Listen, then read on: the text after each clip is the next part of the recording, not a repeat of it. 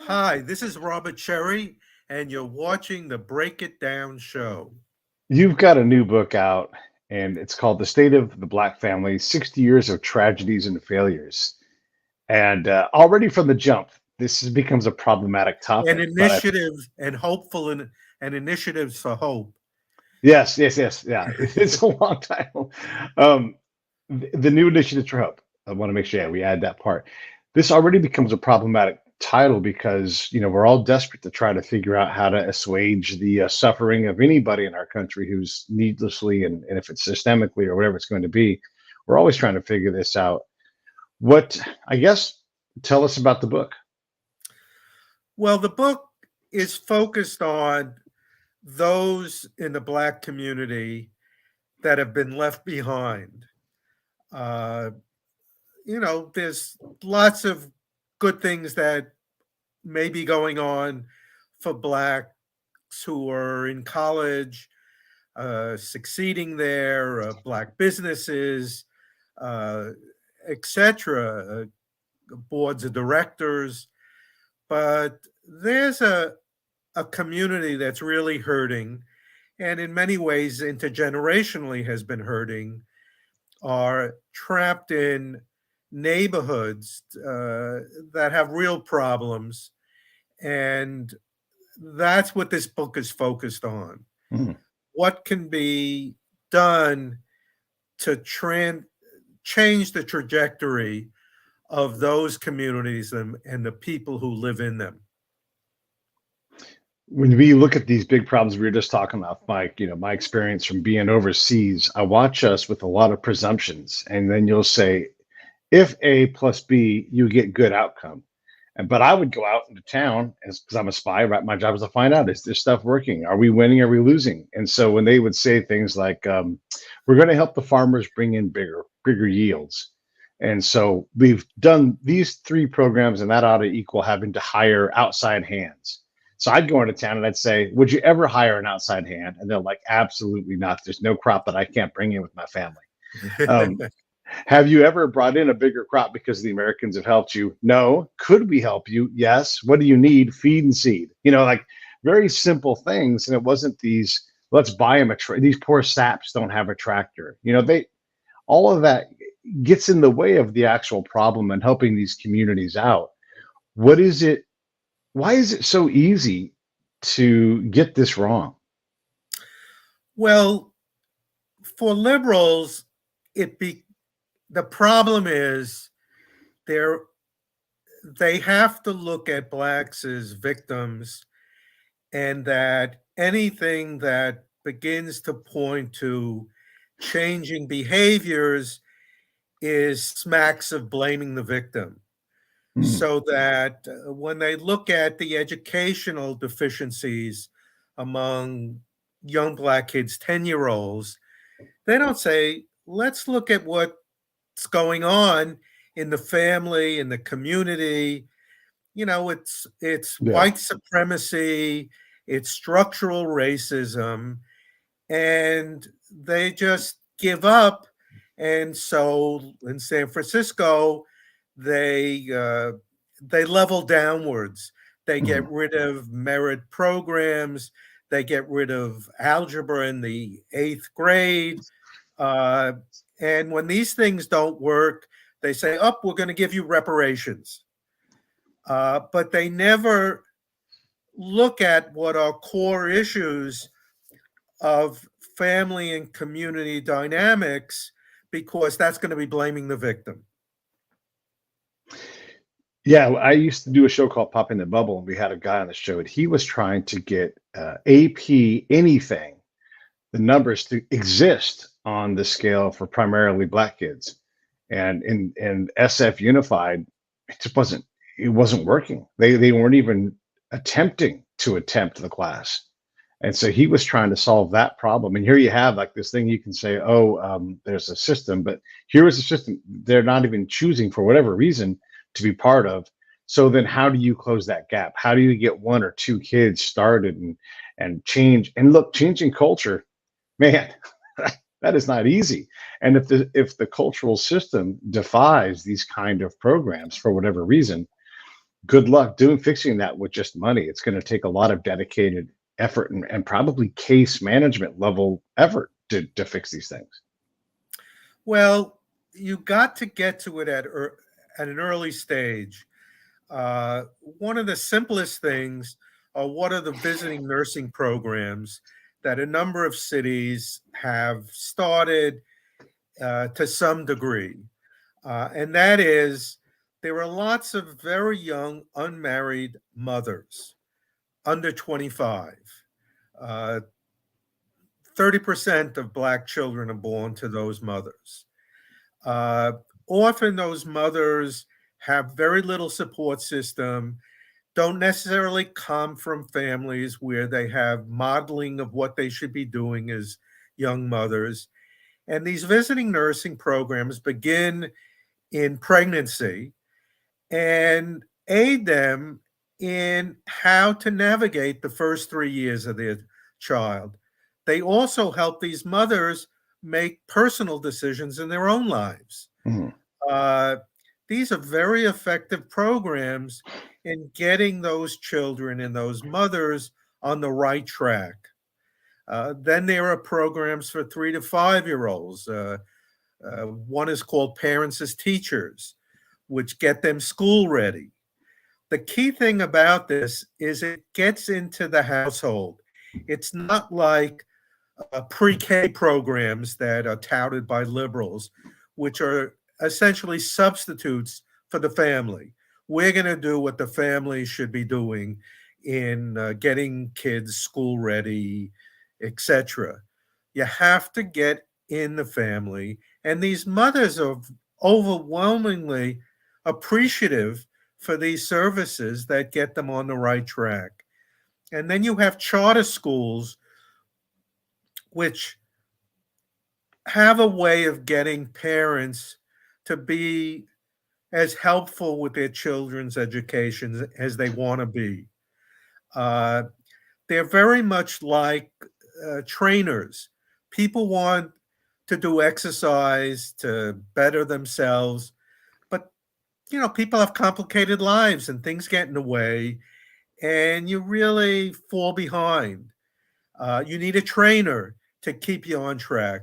And Right. that's what the charter schools do with parents is they keep them on track.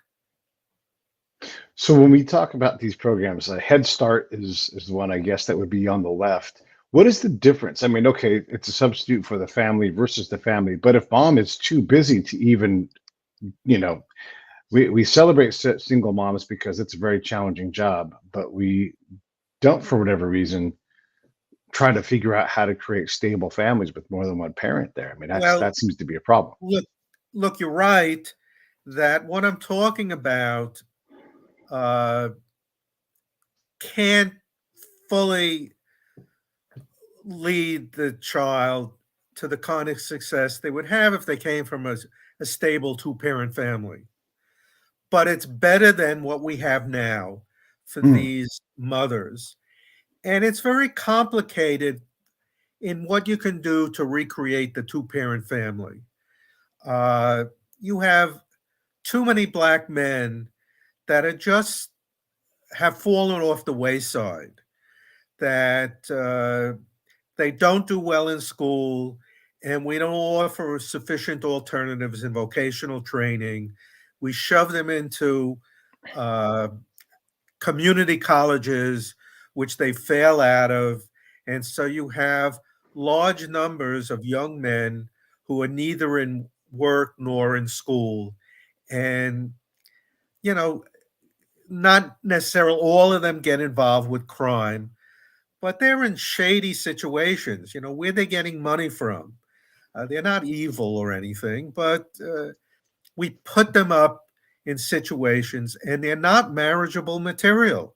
mm. So it's very easy to say to these women, "Oh, you should hook up with this guy, and we'll maybe give you support to help you navigate that marriage and relationship." But until we turn around the situation for more young Black men, a lot of women, Black women, have little choice if they want to be mothers to do it absent a stable two-parent family. And we have to support those women. These are women who have moved ahead educationally. They are success stories on many levels. Mm. But they got too many balls to juggle. They have their job, they have social relations, and they have children. And we have to figure ways to help them. Uh, and and they're appreciative of the kinds of help that I've said. Uh, the issue of charter schools, Democrats are fiercely against it. There's just the new mayor elect in Chicago represents the teachers union. He's going to do everything possible to forestall charter schools. And that's true around the country. And that's what many black parents want, are these charter schools, because they have a way of allowing their kids to move forward. Yeah, I'm not sure why unions and politicians get to get in between parents and kids and their education, but there does seem to be a propensity for that. Whatever party it's going to be, folks are always, like during the pandemic, I did a show for some local kids from my hometown where I grew up, and they were just all saying, "Hey, we want to go to school. Let's figure out how do we do it. And we don't want to live this life. We're doing school online." And they didn't even have a seat at the table. And I said, let's hear from seniors to kindergartners. You don't want to have kindergartners sitting in on school board meetings, but you should have these high school kids, seeing what it means to be part of a community. And you don't see a lot of that kind of engagement. So I guess when we look at these problems and you're trying to figure out how to battle charter schools, this aid program versus that aid program, if I'm a mom, I don't got time for all that fighting. I just need to know where the help is, and wherever help is there, I'm just going to take, and I'm going to do my best with it. And to your point about the schools, people that have to send their kids to bad schools are desperate for a different solution. So why are we denying those folks something that could be or should be better? Well, one of the reasons that Democrats are against the kind of access to charter schools, to merit programs in the public school system, is that the kids who are left behind become more and more concentrated among those who have behavioral problems, those that are behind a grade or two by the time they're in the fourth grade. So you get a kind of zero-sum game. The kids who have circumstances that allow them to escape the local public school leave behind schools that are much more at risk for success because of the concentration, too large a concentration of problematic students. So, what do you do about that? From the left standpoint, everyone has to go to those schools so that you don't have this concentration. And I just had an article in Spectator where I talked about this conundrum. What do you do? And what you have to do is improve those poor neighborhoods. Those poor neighborhoods have become more and more concentrated in problematic families because those who are stable working class move out. They don't want to be in neighborhoods with the high crime, right, with this concentration of an environment in which their kids are always at risk getting in with the wrong group, etc. They move out, and it becomes even more concentrated. So you have to find ways to rectify those neighborhoods. Certainly, one thing is to try to get the gun violence under control. But then you have to build new housing for middle class families and have charter schools so that if they come back to the neighborhood, they can feel comfortable about the school system. Mm. That's what these planned communities around the country uh, that uh,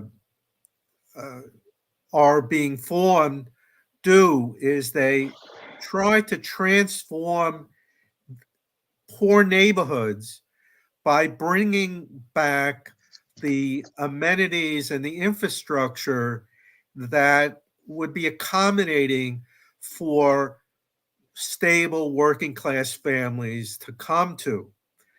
After all, in a lot of urban housing areas, there's this concern about affordable housing for stable working class families. You Mm. know, the rich and the upper middle class like me, we can find housing.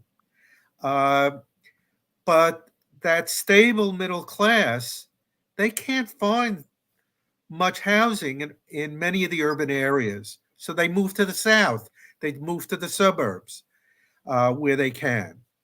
Uh, and this kind of vision of transforming neighborhoods, which the left opposes because it smacks of gentrification, and gentrification is evil. Mm. So now, in reality, it isn't.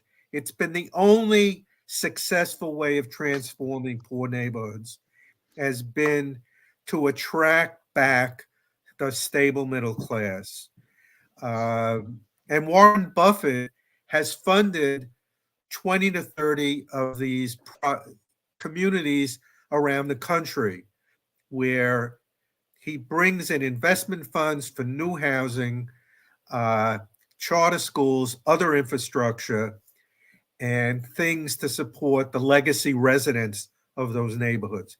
They've been incredibly successful.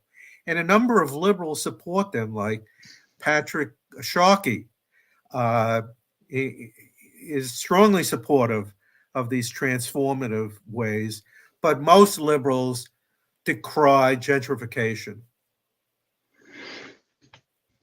When you talk about building communities and trying to raise the level of the community, I think there's not a chance in hell that we're able to do this reliably, repeatedly. But then you tell me that Warren Buffett and his crew are managing to do that. Just these things seem to be so fraught with challenges.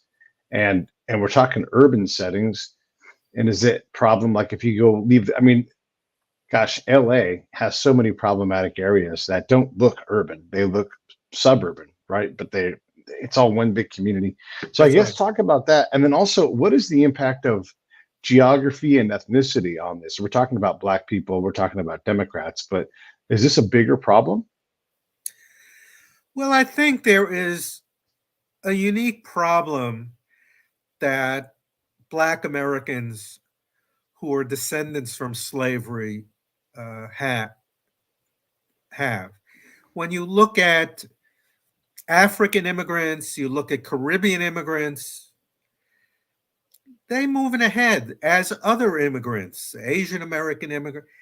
Everyone's moving ahead in ways that this legacy Black population is not.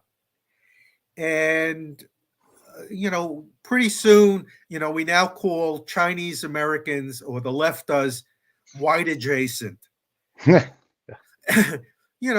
soon they'll be calling Nigerians white adjacent.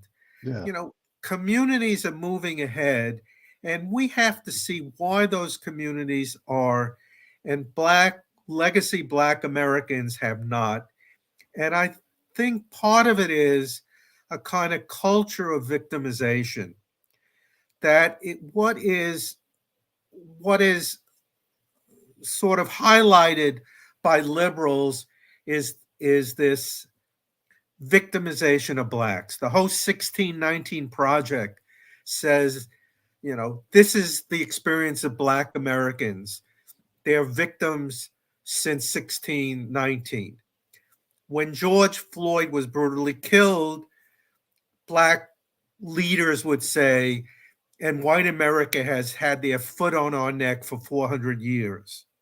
This kind of victimization, which is less and less credible.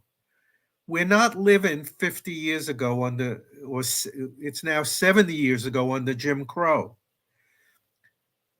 We're living in a different era now. And yes, there's racism. So somebody just sent me an article about black sheriffs in Oklahoma talking racist trash. You have this 85-year-old killing a black kid who came to his door. You have this stuff going on, but it doesn't explain what's going on in urban America. Hmm. In the major cities, Los Angeles, Chicago, New York, Philadelphia, Baltimore. And we have to start looking at what is holding back the black community, this legacy black. It's not holding back Nigerian immigrants. It's not holding back Caribbean immigrants.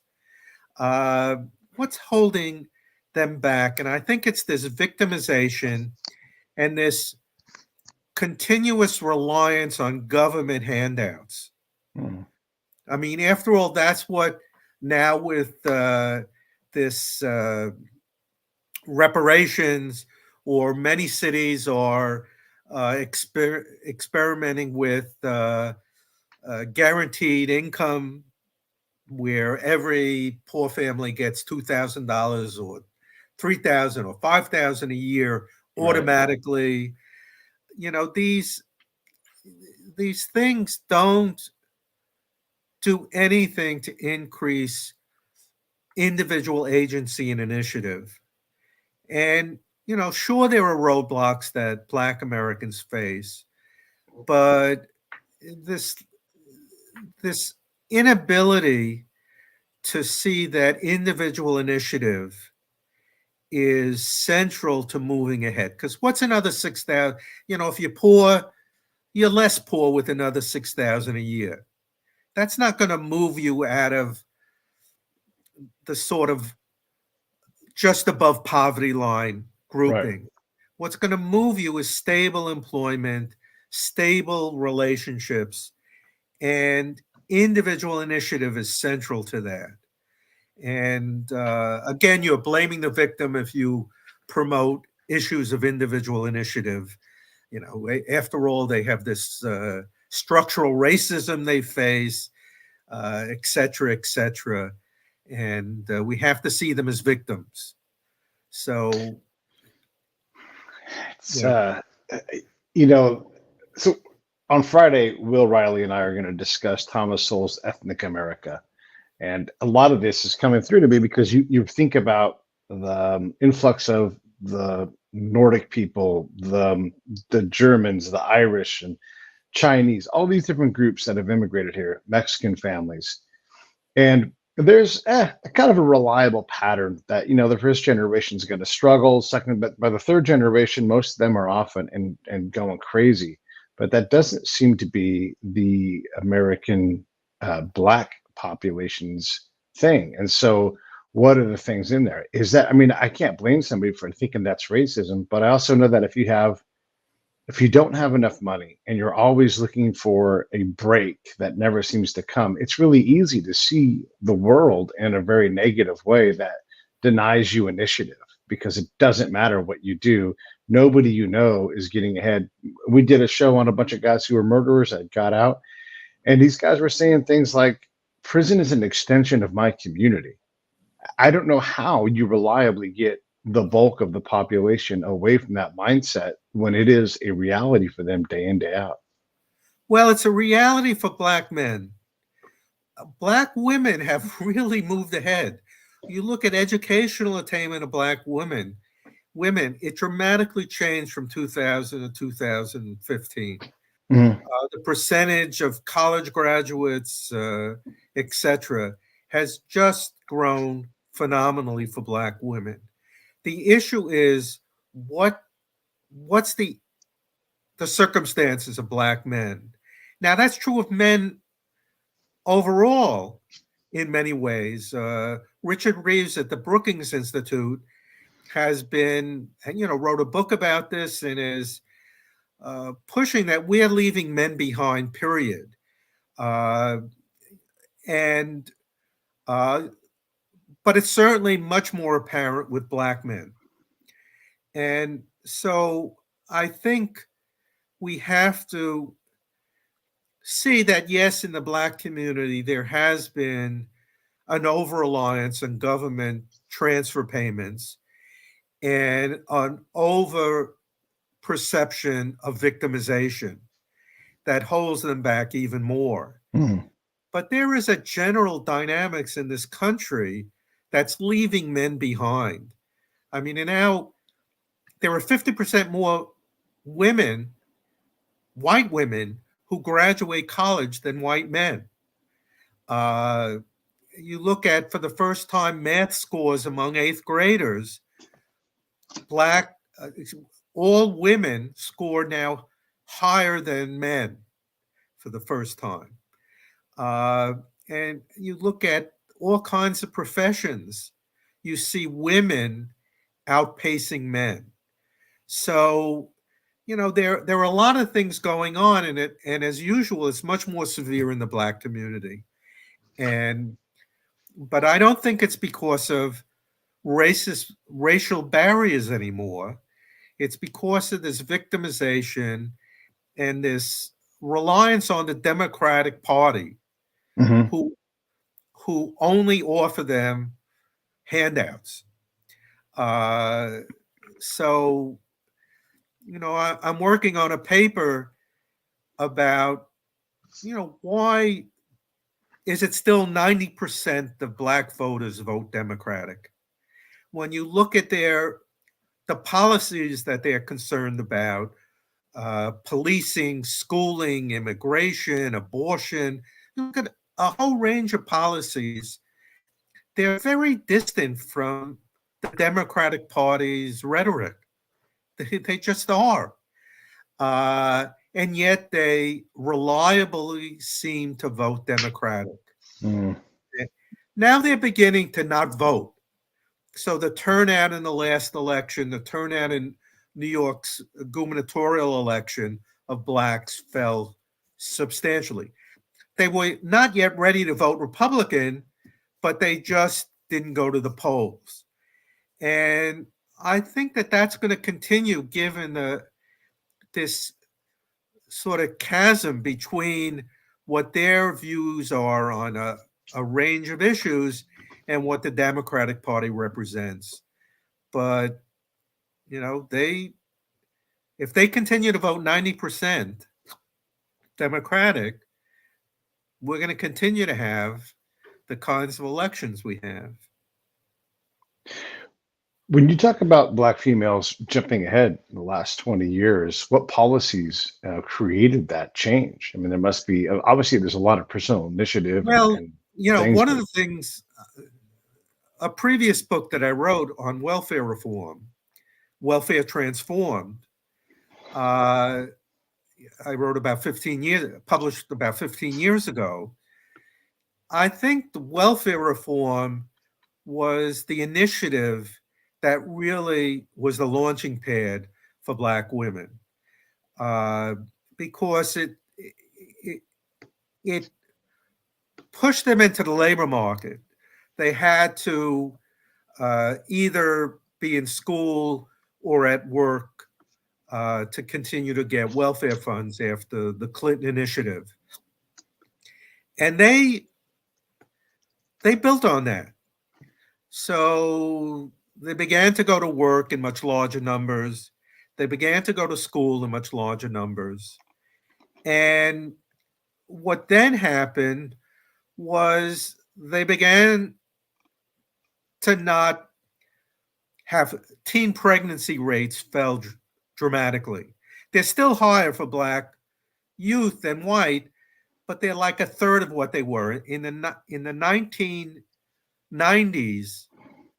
20% of, in any one year, a Black teenager, 20% of the Black teenagers were pregnant, and half of them had kids. Half, wow. 20% were pregnant, and half had children. That was 1993. That was the statistic. So, that's what's changed. They were they were cajoled into work and school. They began to dramatically lower teen pregnancy, and you just see this flourishing of Black women in the last 10 years. When you look at the prevalence, the 90% your reference of the Black community voting for Democrats, I think about what happens to a Black person who's not a Democrat and how they get treated. I mean, the just the pejorative of I just the Uncle Tom thing. It drives me crazy. Like it's the only I can't think of another put down that comes within one community that does that. And it's so evil. And it's like you're forced into this self-fulfilling prophecy of not getting ahead. And I'm not saying Republicans are the answer. I'm just saying, look at what happens. Look at like I always say, Justice Thomas, right? And you have a picture of him. He's the American dream. He came from just about nothing. He had every advantage taken away from him, just by where he was born and how he was born and everything else. And he's at the pinnacle of a legal career. And the left, despite, you don't got to agree with his politics, but you have to admire what he did to get to where he's gotten to. Well, look, it's, the Democrats are in a precarious position. As I indicated, they really can't talk to the Black community about policies because the policies, charter schools, policing, immigration, they were all on the opposite end of those policies. So what can you do? One is you can talk about racism, forever, white supremacy. You gotta talk about that, and you can certainly find Republicans or these sheriffs in Oklahoma who are white supremacists. I mean, there are people out there. Now, they're not in urban areas, so they have nothing to do with the experience of Blacks in New York, Los Angeles, Baltimore, etc. But they're out there, these white supremacists. But the second thing is you cannot allow an open discussion of differences. So you cannot allow Black conservatives to be perceived as credible, credible for discourse. You have to demonize them as well, because again, you have to keep out of debating substantive issues. What do you do about immigration? What do you do about policing? What do you do about charter schools? You can't have principled discussions of that because the Democrats have no position that's credible on any of that. Yeah. This goes back a long way too. Like you look at the discourse between Du Bois and Washington Carver. George Grover. Grover. You know what I'm talking about, Gary. Why can't I think of what his name is? George Washington Carver. Yeah, and those guys disagreed on how they wanted the same outcome. But even then, it's like if you believe one, you're in one party. If you believe the other, you're in the other party. And the reality is somewhere in between. And this happens. There's that great interviews, and it's been trending recently. Sly Stone and Muhammad Ali disagreed on how to get after being part of a community. Neither one's wrong or right, but there is a disagreement within the community in and of itself. And this is a classic thing. I mean, I'm sure you have the same conversation with Native Americans, as they tried to figure out, integrate, separate what they were going to do. It's like, it seems like a human condition almost, where you just can't seem to ever decide as a group. And so you're just sort of stuck with whatever is given to you or whatever position you're handed. Well, but I think it's much more understandable why it has a particular role in the Black community. I mean, after all, I can and others can say that we're in a different time now, but it's only 2 generations back. The grandparents and even the parents of many of young Black Americans today, they lived under Jim Crow. So it's not it's not some distant past. It's not 1865. Mhm. It's 1965 when we began to be liberated from Jim Crow. Yeah. So, and you know, 90% of Black Americans lived in the South up till the Second World War. So, this experience is still alive Mm. in the Black community, at least the history of it. So for many Blacks, it takes very little of contemporary dynamics to bring back those images in Mm. their mind personally. So, not that I agree with, but I think we have to be somewhat understanding of why Black Americans today are really reluctant to leave notions of racism in the background. Uh, and uh, their reluctance to even consider anything that smacks of the Republican Party. When I have conversations about race and racism is brought into, or ethnicity and racism is injected, it's like clear thought, rigor, all these things get pushed away for emotion. And That's right. you're not even allowed to have the conversation any kind of a way because we're all desperate to figure this out. But if emotion is going to override any kind of credible, I mean, look, you are an expert. You've been an expert for almost as long as I've been alive. You've had a PhD. I'm 53, so you have been in the data for a long time. I don't know. Bring Will in Uh, here. I Hey, got Will, my how are you? PhD in 1968, which is 55 Oh, years ago. then you've been studying longer than I've been alive, and I need massages every week just to keep my body moving. So I guess we have this thing. And by the way, to your point earlier, Jackie Robinson. We said Jackie Robinson Day this weekend. Jackie Robinson's wife Rachel is still alive. Yes. This is someone who suffered mightily under the No, racism no. that existed in the So mid-century. I think we can't underestimate how that pull is. I'm a Jewish American, and certainly, and my wife is the child of Holocaust survivors. And it's what may look like trivial examples of anti-Semitism today.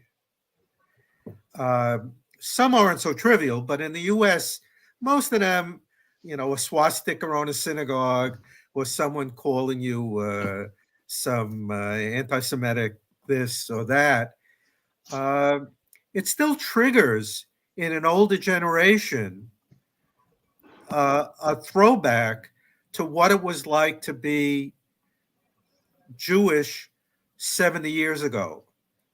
I was raised, my mother came from parents who were uh, unskilled workers in the garment industry.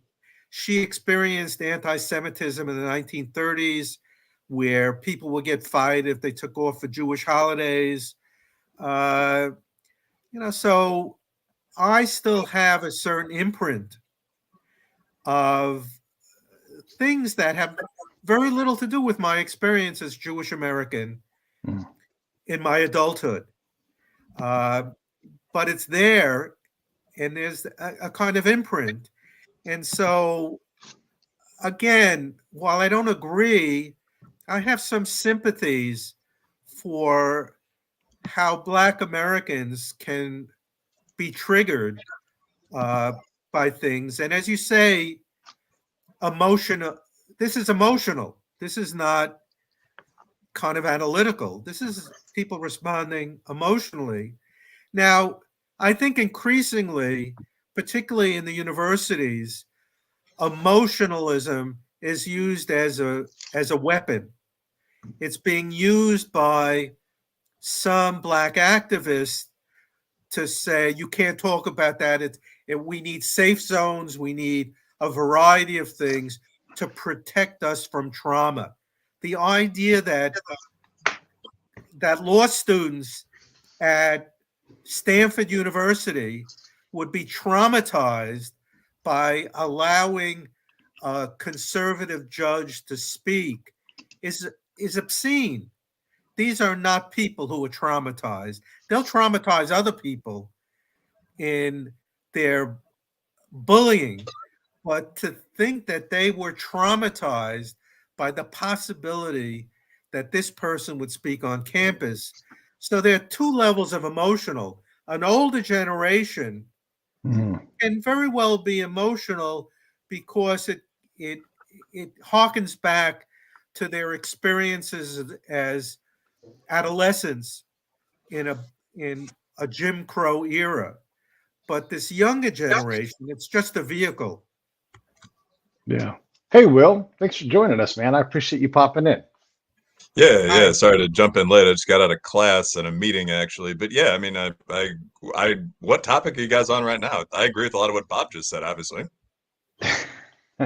We've just been kind of making our way through the Black condition, and we were just getting into, why did women get ahead in the last 20 years from the Black ethnicity, and why not the men? And just a bunch of back and forth on trying to understand these things and trying to deal with these social problems. That it's easy to say, well, here's the solution: just give everybody $2,000 a month cash or reparations, whatever. But then you're left with the problem of if and probably that doesn't work, what's next. So we just have been sort of sorting through all of that, and we were just talking now about when you have a conversation about race, it gets into racism, and then all of a sudden logic, reason, rigor, they all leave the room, and you're stuck with emotional things. And of course nobody's super excited and welcoming to racism. Nobody likes it, but you can't even have a conversation. I mean, you can be judged on the color of your skin in a lot of situations, and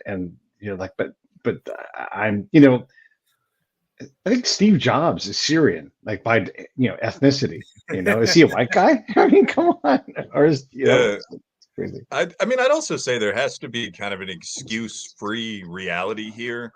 Like when you look at a lot of I mean, I agree with what Robert just said. I mean, there are people who survived segregation, although not very many of them. I mean, like formal American segregation ended in 1954, so it's 2023. You'd be about 70 if you were born in the last year. Obviously, there was, remember the Titans mopping up there. But just as with the Holocaust, there are people we have to remember and honor. But I don't think that that's mostly what, as a college professor, as sort of a young executive in a city or something like that, I've seen when I see kind of these panics about racism. A lot of this, as you guys just mentioned, a lot of this seems to be driven by younger activists, first of all. There's a lot of data that shows that with Blacks and Asians in particular, and I wouldn't be surprised if this were true for Jewish Americans as well, the younger people are, and the more urban they are, i.e., the more they're in environments that are probably very tolerant, the more racism they think they experience. So, with Asian Americans, this dropped a couple of days ago. Older people who are 65 or so, who've been here since the time of real ethnic conflict, 51% of them felt completely accepted in the USA, out of completely accepted, mostly neutral, so on down the line. And among younger people, that had dropped to something insane, 17%. And you see this across the board with all the large ethnic groups. So, I mean, most of the people that have the most hostile, craziest reaction to racial conflict aren't the people that experience the most racial conflict. This is true for whites as well, by the way. And a lot of this seems to be driven by just sort of false information. So, I mean, we've all gone through, I'm not going to do my 5-minute cocktail party speech, but we've all gone through the thing from Skeptic Research Center where they just asked a bunch of Blacks and a bunch of liberal whites, how many unarmed Black men do you think are killed by the police every year? And the average answer was 10,000, or it was 1,000 was the most common, but the mode was anyway, most liberals, anyone left of center, believe that either between 1,000 and 10,000 unarmed Black men are killed annually by the cops. The average figure is 7. So the idea of prevalent American racism comes not out of prevalent American racism most of the time, but out of stuff like that. And last sentence, that's often a really intentionally created narrative. There's this story right now, this poor kid that got shot by the older guy. We've all seen that. It's a tragic case. Some guy strikes me as a nut. Like, I mean, one of those guys that really shouldn't have guns. Like, a kid knocked on his door. He didn't even warn him away. He certainly didn't open the door. He like opened fire, basically. Police are now saying the kid wasn't in the house. The kid gets shot in the shoulder. He's not dead. He's alive, by the way. He's recovering fine. But this is presented as though it's emblematic of a problem in America, as though we were in 1952 and lynchings were still going on. Like, no, I did some research today. This will probably become a column, maybe. But I mean, this is the second such case since like 2013. So I think a lot of people are basing their behavior on things that just aren't true. And I like Bob's book does a good job with this. We've all written about this, but I don't have a lot of sympathy for like anyone under 50 that's saying this stuff. Well, I think one of the problems is that everything is national now, and you can find examples weekly or monthly that fit your narrative. But this is a country of 300 million people, and if you had one problematic incident a month, that doesn't add up to very much, but yet it's consistent, right? You have this incident, and if you feed it into this ideology that we're a racist society, it's just a confirmation of it. And say, oh, there's only this one, but we haven't heard about these others, and so on and so forth. And it just feeds on itself. A lot of these things that we focus on in the news, especially this kid being the latest tragedy, and Will kind of writes about this in Taboo, you're getting a singular point narrative. There's no analysis of this. They're certainly not showing you the white lady who's taking black kids and saying, if you invest in your education, I'll invest in you. And she's graduating people and getting them into college. You never hear that person's story. It's invisible.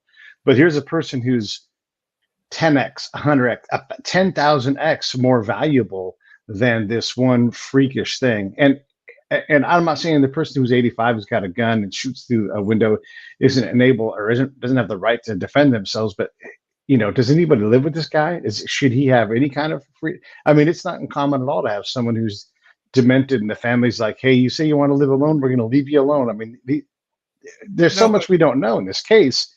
And there's so many good things that happen every day because, the U.S. is a great place. But getting back to why I think a lot of this goes on is the major issues that I mentioned in the beginning, the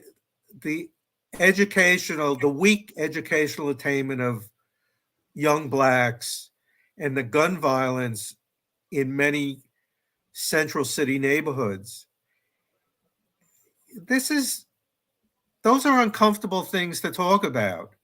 It's much more comfortable to talk about lots of other things about these particularly these kinds of incidents that happen, but nobody talks about, if you look at the SAT scores, Michigan required all its seniors to take the SAT 2 years ago. Only 15% of black test takers scored at least 1,000. 1,000 for many people is the threshold that you can do college work. Only 16%. Only 3% scored more than 1,200, which is what most people think you need to be successful at a demanding college, a first-tier kind of college. What are you going to say about that?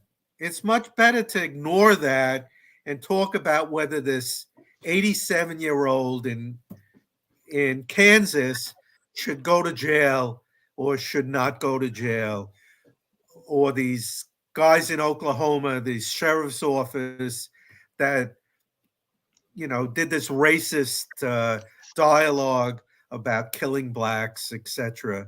It's much easier to talk about those things than to talk about the real issues of what's holding back probably the lower third of Black Americans. And that's what my book tries to say, is that there are things we can do to change the trajectory of that lower third. Uh, and hopefully more people are going to want to hear those kind of solutions, but I don't think they will because they're not dramatic. It's one thing if you're getting black kids into engineering schools and they're going to make 150,000 a year. But if what you're going to do is take a black kid who otherwise would be on the street, getting him into a job at 25,000 starting salary with certificates and other things, gets him up to 50, 60,000, nobody is going to go, hooray, hooray for that. Politicians can't run on that we're getting kids off of the street into $25,000 a year jobs. He can run if he can get some people into Harvard. So, that's the problem. These kind of incremental changes are not eye-popping, but they do change qualitatively people's lives and the trajectory of their families.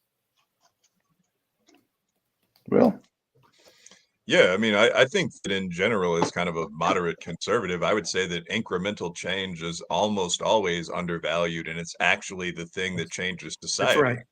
That's Yeah, exactly right. revolutionary change generally doesn't work.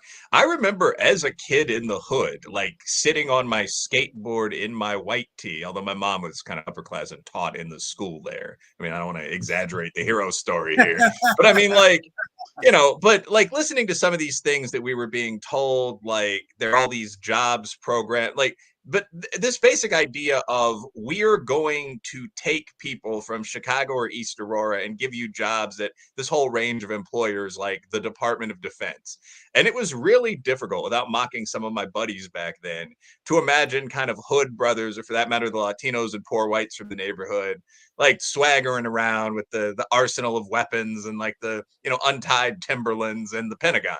Like you have to move through a series of steps to get people ready to do kind of everything at the next level of the ladder. And you're right, the bottom of that process that you're describing, and it's described well in the book, is absolutely unexciting, and it's very hard to pitch to people. And I mean, that's why you have a focus on things like affirmative action targeting the Ivies. And that's why so much of this debate, by the way, focuses on 8 or 12 bespoke colleges that in practice the very large majority of people don't go to. I mean, a vastly larger number of people and a vastly larger number of powerful people down road attend Penn State than attend Brown. So a lot of this is just, it's not something that we focus on. One thing, kind of, I guess, the final thing, because we're focusing on talking to the author here, but another obvious point that was made in that last exchange between you guys is kind of the question of what cases we prioritize. So, I mean, this recent shooting of the young man Jarl, if I have that correct. Yeah, I mean, it's unfortunate, but the thing that struck me as kind of a crime stats nerd, someone who's like looked through the blotter that same weekend, is that this was one of like 50 cases within that same time frame where young men, like 35 of them out of the 50 young black men, got shot. I mean, there was a mass shooting at a dance studio during a Sweet 16 party that I expected to kind of burn up the headlines until I saw that the dance studio was called Mahogany Manor and that this wasn't a traditional mass shooting. I mean, everyone involved was black, was African American. The shooting apparently involved an exchange of gunfire. I don't watch these type of clips myself, but apparently it was on World Star Hip Hop for a while.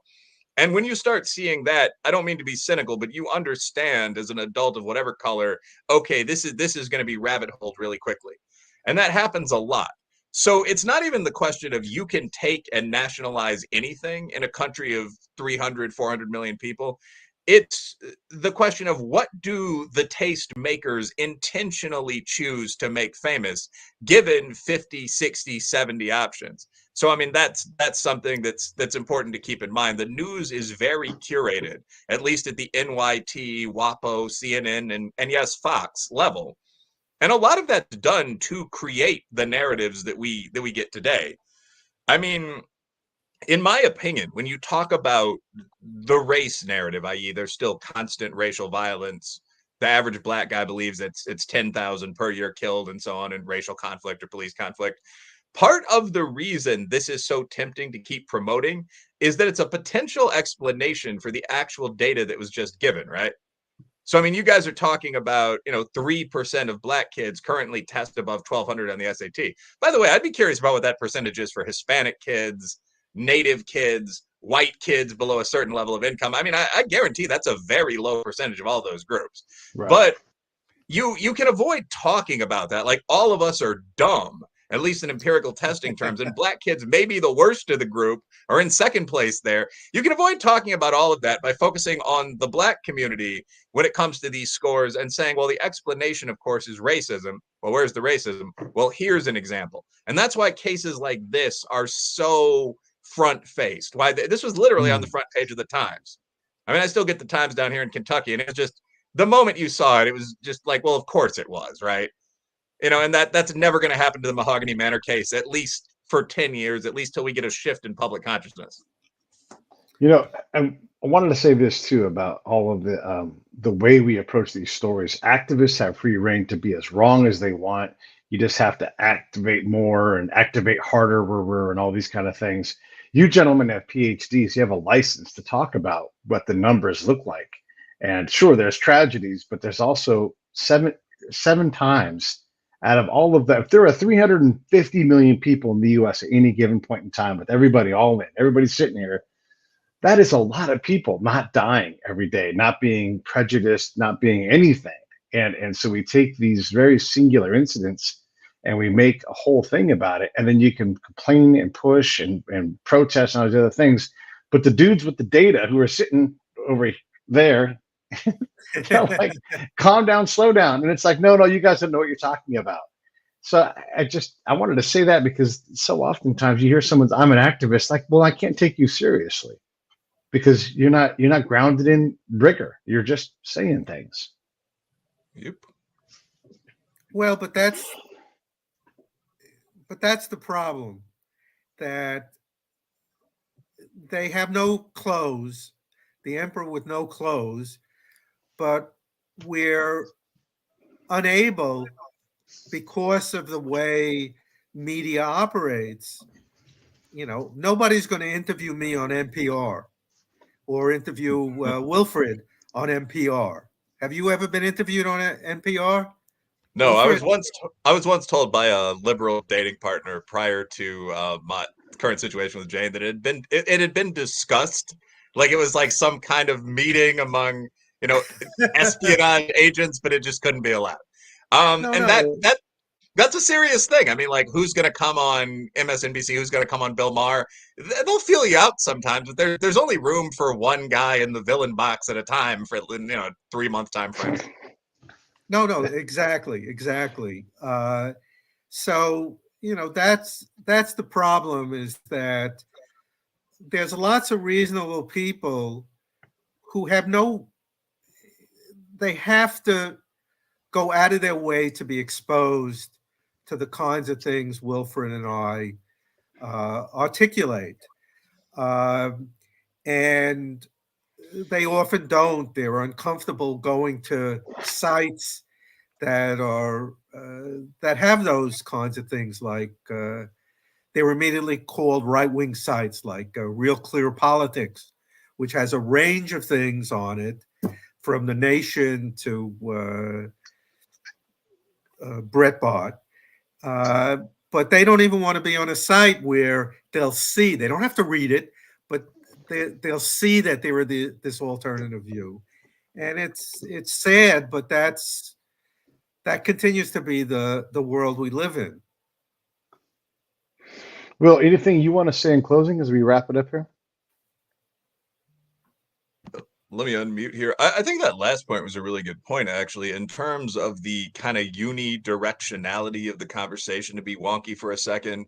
And there's actually a lot that goes into that. To some extent, I feel that for those of us that are on kind of the center right, that are just sort of sane people, it's actually a huge advantage.